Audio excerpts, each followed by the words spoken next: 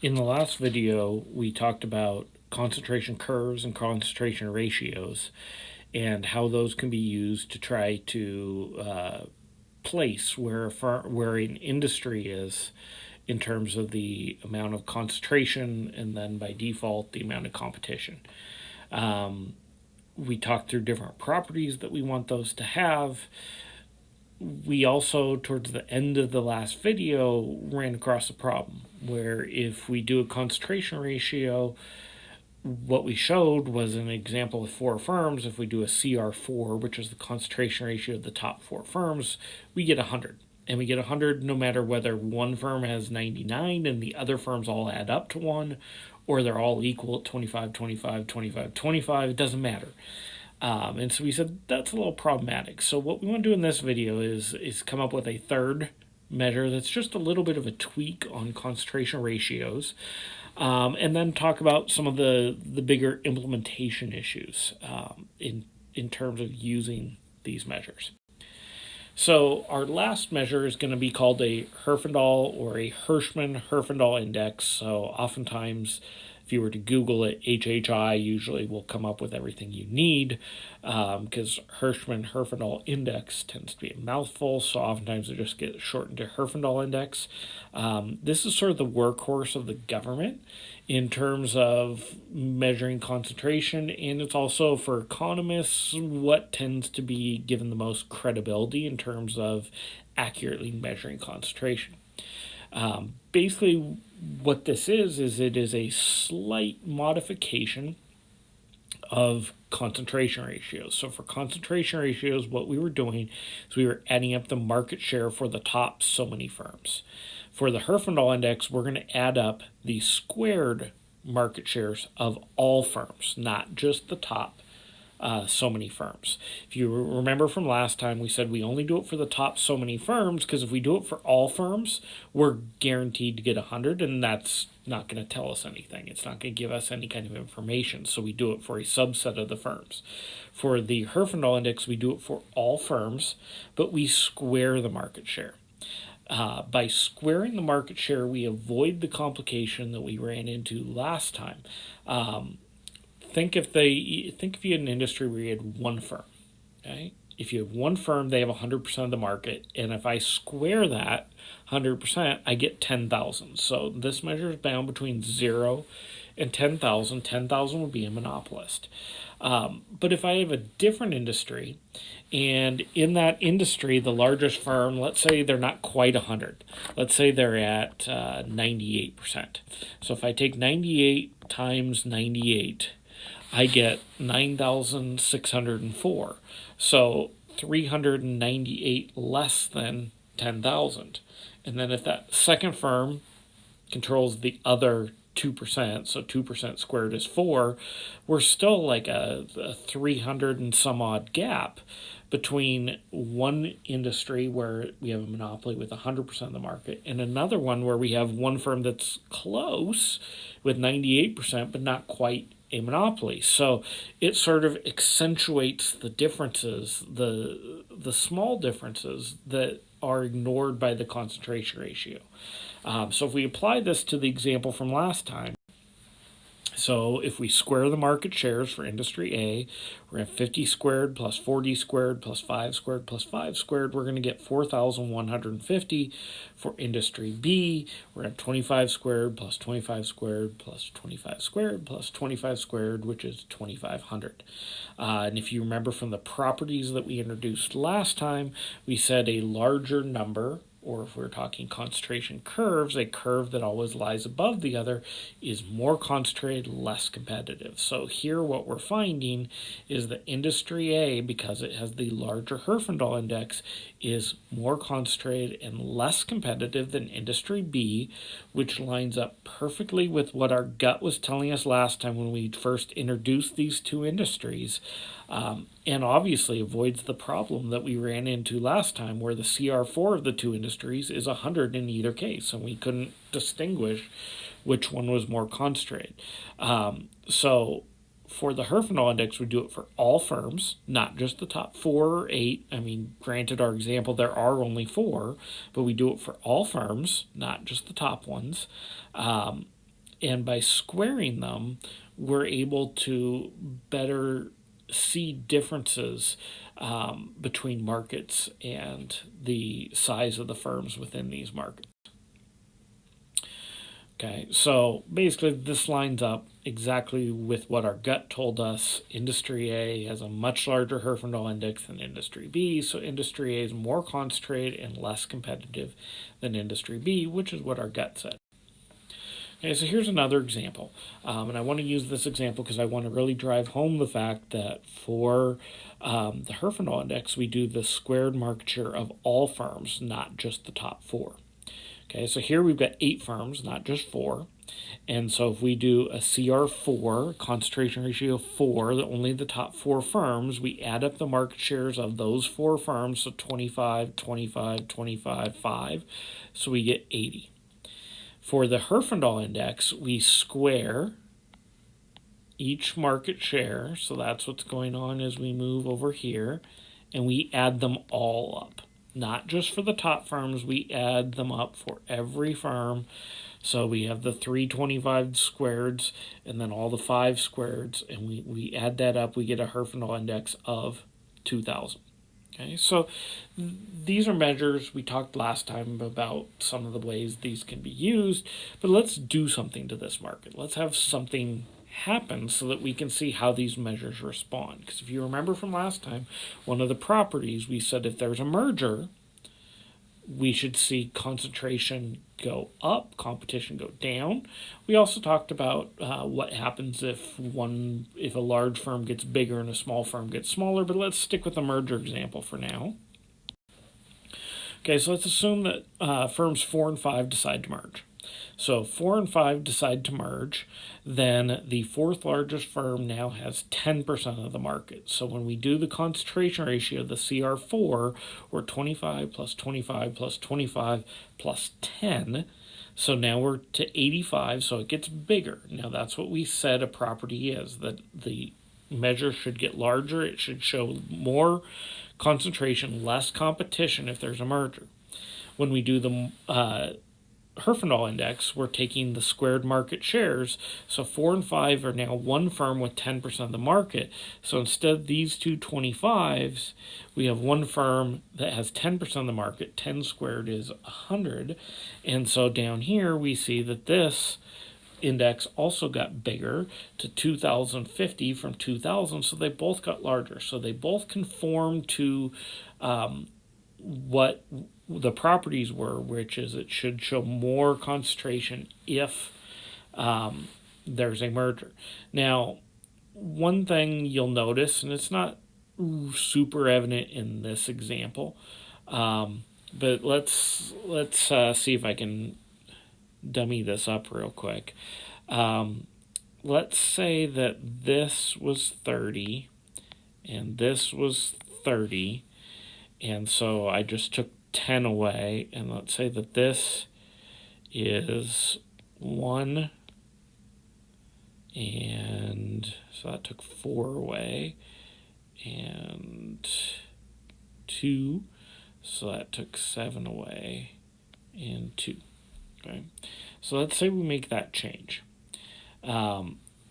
If we have a merger down here of these two firms, this firm is the combined firm with 3% of the market share is still going to be really small. And so our CR4, just using the 4 largest firms, actually wouldn't change, which is another downside of the concentration ratio method, is that if something happens way down here with small firms, we show no change.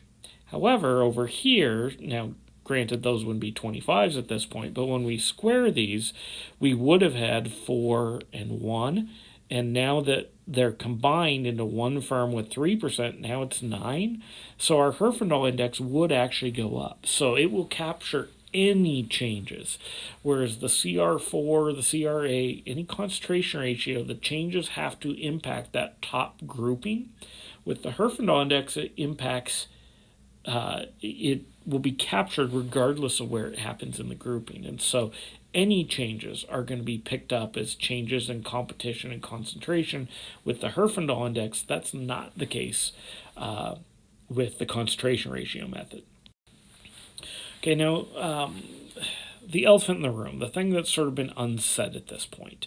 Um, we can go out and the government provides us with all kinds of market share data, or we could go through financial reports. We can go through all kinds of things and determine market shares.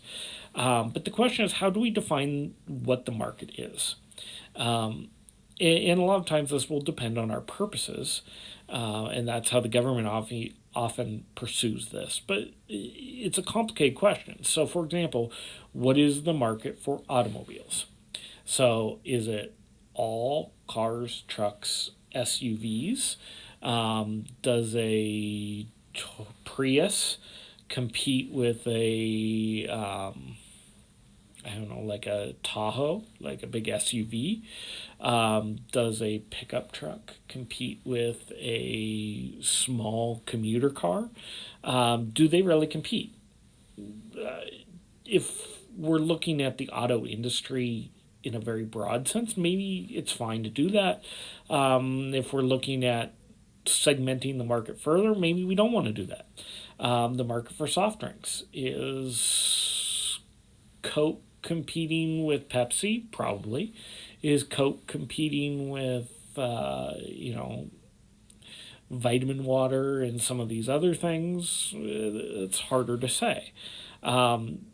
McDonald's and Burger King compete with one another. Do they compete with sit-down dining establishments? Where do we draw the line between what firms are competing and what firms aren't competing?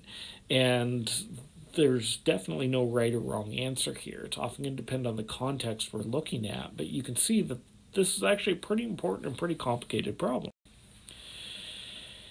One way to do this, and the way most people want to proceed, is to define market by closeness in substitutability of the goods. So if it's going back to the automobile example, a pickup truck and a small commuter car would not be substitutes in certain contexts. So like if I'm a construction worker and I haul lumber and stuff, a small commuter car is probably not a substitute for a pickup truck, something like that. And we could go through and we could calculate the cross price elasticity of demand. We'll come back to demand in Module 2 and demand estimation in Module 3.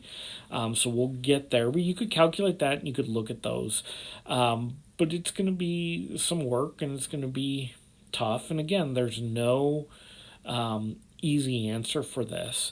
And it's an important thing because lots of decisions for public policy perspective hinge on this. So it wasn't that long ago that there was Sirius satellite radio and XM satellite radio, and they were two separate entities. And they were allowed to merge together to form one satellite radio company. At this point, there's basically a monopoly if we define the market as satellite radio. Now, the way they got theirs through, and as I mentioned before, we'll deal with mergers in a different module, but just to give you a sense, the way they got the merger approved was they argued to the government that their market is all sort of audio music. So they're competing with AM, FM radio. They're competing with downloaded music. They're competing with Pandora. They're competing with iHeartRadio. They're competing with all sort of music modes, and that their accurate market is not satellite radio. Whether you believe that or not, that's what they argued, and the government bought it. So how do we define these markets has important implications. The U.S. Census Bureau is actually sort of the place within the government that is tasked with being sort of the custodian, if you will, of market definitions. And they categorize all businesses in the U.S. into broad sectors of the economy, like manufacturing, metals, agriculture, all of these sorts of things, and those receive a numeric code. And usually they start with a 2-digit numeric code. And then as they refine their definitions further and further, those codes get longer and longer.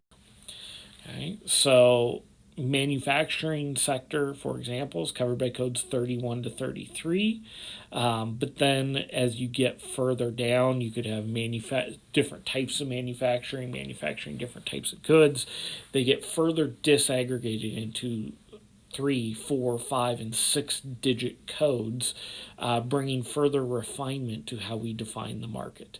So we start at the most general sense and we sort of whittle it down further and further and further until we have a very narrow market definition. Now, which one of those is the right one is up for debate. But the Census Bureau is the one that starts with this 2 digit and then refines it down further and further, talking about industries, and they record concentration ratios for these industries. Okay, so here's a website. When I ask you to analyze a product or business later in the term, you might want to go to this website and see if you can find how concentrated and therefore how competitive your chosen business or industry happens to be. Again, it's going to depend on, are you using a broad market definition like a 2 digit industry code, or are you refining it further? And some of them, it's going to be awfully hard to place it into one distinct area. Okay, and plus that still doesn't fix our problem. So, for example, think of Zips, a local Spokane area drive-in, not drive-in, but drive-through fast food type restaurant. So, if we were to define the market for Zips, is it fast food, compete with fast food only? Does it compete with fast food and sit down, certain sit down?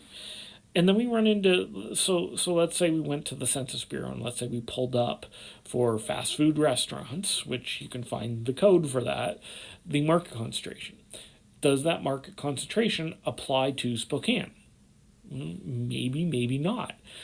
Spokane has its own set of fast food restaurants that's different than what's nationally, and the Census Bureau is capturing this nationally. You could create your own locally, but is national good representation of local? If the good is consumed locally and you're not going to have it shipped in, then some kind of global national concentration measure might not be nearly as good as something that's very local and regional. Okay, so how are these used? They're used by firms to determine market entry and exit decisions, by firms to determine pricing and output decisions, by regulators for mergers. They're used all the time. Now, a lot of times firms themselves probably don't have this number in mind, but they have a better sense than someone from outside of the firm how concentrated or competitive their industry is, so they're behaving based on that principle, but they're not calculating it out. Whereas someone from outside of the firms who's looking at why are certain markets doing this, why are we seeing this phenomenon within a certain industry and not somewhere else, we turn and we can use these measures to try and differentiate between them. But these become incredibly important central factors in terms of how businesses operate, and how the government looks at different businesses, because they tell us how competitive is the industry. And if there's changes, if there's certain behaviors, how are those impacting that environment?